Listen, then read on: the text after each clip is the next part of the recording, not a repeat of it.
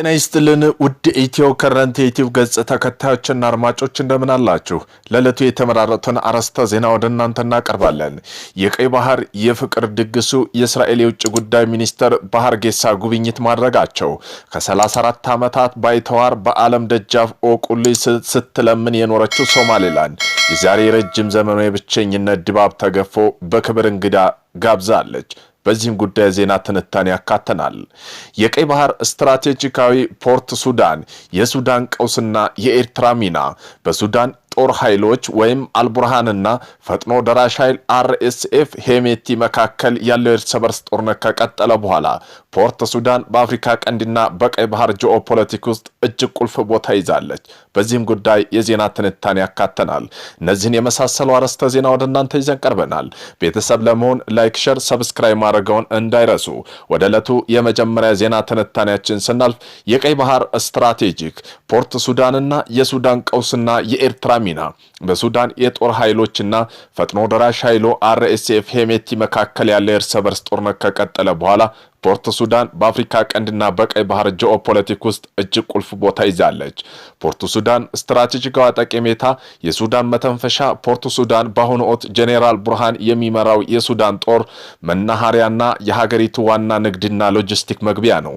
ጦርነቱ በካርቱም ላይ ያደረሰው ኪሳራ ተከትሎ ወደ ውጭ የሚላኩና የሚገቡ ነገሮች የሚተላለፉበት የሱዳን ብቸኛ የባህር በር ናት።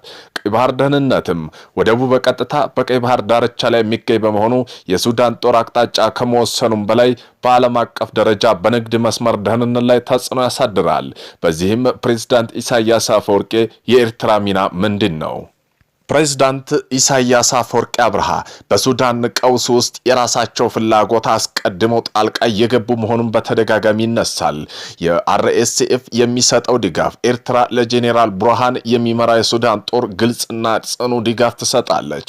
ይህ ድጋፍ ወታደራዊ እርዳታ፣ የሎጂስቲክ አቅርቦቶችና የኤርትራ ጦር መርከቦች በፖርት ሱዳን አካባቢ መገኘታቸው ሊያካትት ይችላል ተብሏል።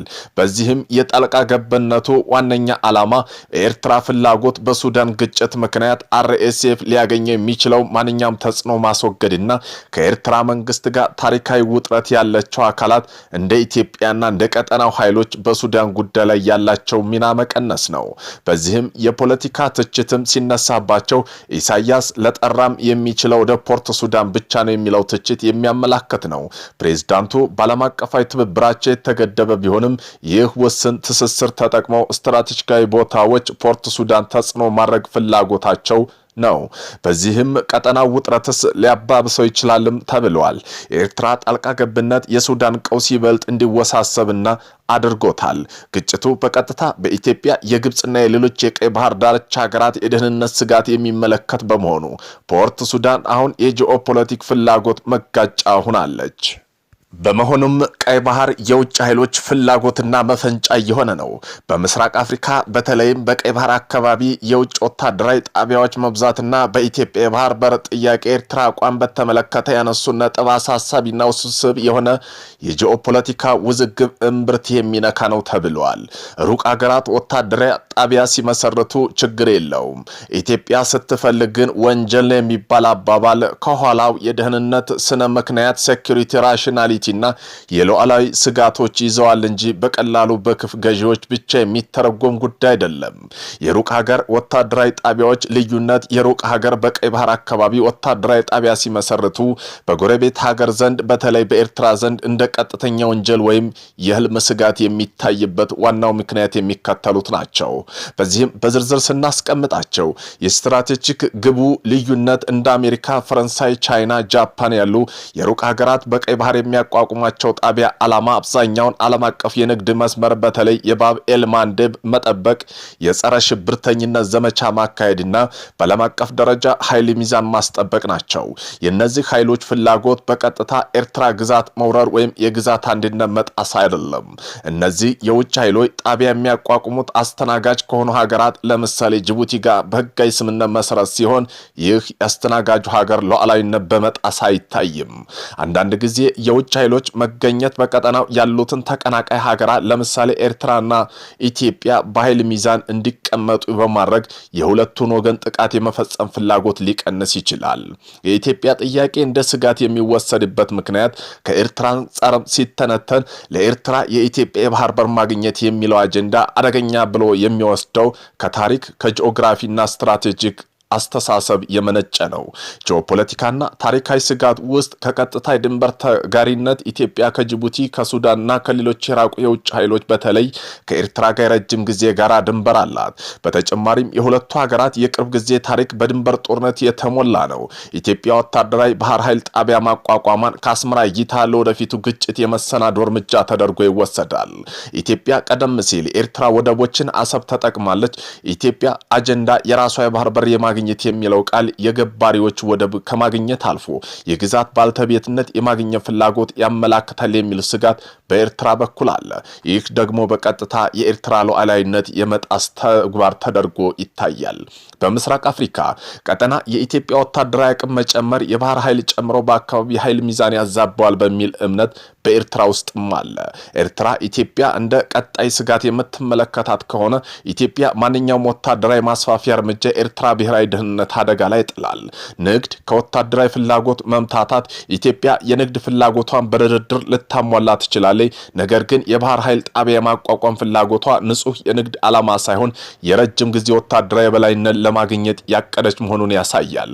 በመሆኑም የኤርትራ የውጭ ፖሊሲ በዋናነት የተመሰረተው በታሪካዊ ጥርጣሬ በተለይ ከኢትዮጵያ ጋር ያለፈ የድንበር ጦርነት ትዝታ፣ ኢትዮጵያ የቀድሞ አቋሟ ለውጦች፣ ሉዓላዊነት የማስጠበቅ ፍላጎት፣ ማንኛውም ጎረቤት ሀገር የግዛት ጥያቄ ወይም ወታደራዊ መስፋፋት ሲያሳይ በሙሉ ኃይል መቃወም። ስለዚህ ኢትዮጵያ የባህር በር ፍላጎቷን በኤርትራ ዘንድ እንደ ወንጀል መቆጠሩ ከአስመራ አንጻር ባለው የጂኦፖለቲካና የህልውና ስጋት ምዘና የሚመራ ሲሆን የውጭ ሀገራት ጣቢያዎች ደግሞ ኤርትራ ግዛት ቀጥታ አይፈታተኑም በሚል እምነት የመነጨ ነው።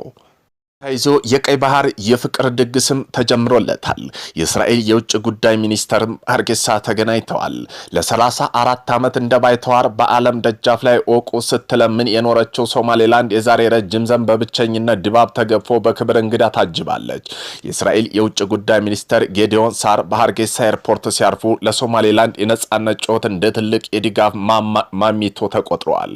የአሁኑ ንፋስ መጀመሪያው ባለፈው ታህሳስ ወር እስራኤል ሶማሌላንድ እንደ ገለልተኛ ሀገር ለማወቅ የወሰደችው እርምጃ በዲፕሎማሲ ዓለም እንደ መብረቅ ነበር። ይህ ውሳኔ በሞቃዲሾ ሰማይ ላይ ቁጣን ሲያዘንብ በሀርጌሳ ጎዳናዎች ላይ ግን ደስታ ያዘንቧል። ዛሬው ሚኒስተር ያደረገው ጉብኝት ደግሞ ያ የተጀመረው ዲፕሎማሲያዊ ቃል ኪዳን በፊርማ ብቻ ሳይሆን በስጋና በደም መተማመኑን የሚያሳይ ነው። ጥቅሙ ወዳጅነት ወይስ የታሪክ አጋጣሚ? እስራኤል የሶማሌላንድ መቀራረብ እንደ ባልና ሚስት ጨዋታ ብቻ የሚታይ አይደለም። ይልቁንም በቀይ ባህር ዳርቻ አዲስ ኃይል የመፍጠር ስትራቴጂክ እንጂ። እስራኤል በኤደን ባህር ሰላጤ አቅራቢያ ጠንካራ መቋሚያ ወይም ፉት ፕሪንት ማግኘትና ከየመን የሁቲ አማጽያን ለሚሰነዘርባት ጥቃት መከላከያ ግብ እንደ መገንባት ይቆጠራል። ለሶማሌላንድ ይህ ጉብኝት ለዓመታዊ የቀይ ባህር የፍቅር ድግስ የእስራኤል የውጭ ጉዳይ ሚኒስተር በሀርጌሳ ለ34 ዓመት እንደ ባይተዋር በዓለም ደጃፍ ወቁ የምትረው ሶማሌላንድ የረጅም ዘመን የብቸኝነት ድባብ ተገፎ በክብር እንግዳ ታጅባለች። ለሶማሌላንድ ይህ ጉብኝት ለዓመታት የተዘጋባትን የዓለም በር በኃይል የመነቅነቅ ያህል ነው። እየተነሳ ያለ የፖለቲካ ማዕበል ይህ ጉብኝት ለሁሉም አልጋ ባልጋ አይደለም። የሶማሌ መንግስት ሉዓላዊነቴ ተደፈረ በሚል ጩኸት አቅልጦታል። እንደ ግብፅና ቱርክ ያሉ የክልሉ ሀያላትም ጉዳዩን በጥርጣሬ አይን እያዩት ነው።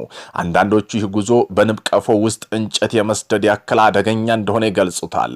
ለማጠቃለል ያክል የጌዲዮን ሳራ የሀርጌሳ ጉብኝት በታሪክ መዝገብ የመጀመሪያው ተብሎ ሲመዘገብ በምስራቅ አፍሪካ ፖለቲካ ላይ ግን አዲስና የማይገመት የመጋረጃ መክፈቻ ሆነዋል።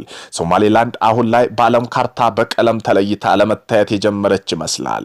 የተዘጋባትን የዓለም በር በኃይል የመነቅ ያክል ነው። እየተነሳ ያለው የፖለቲካ ማዕበል ይህ ጉብኝት ለሁሉም አልጋ ባልጋ አይደለም።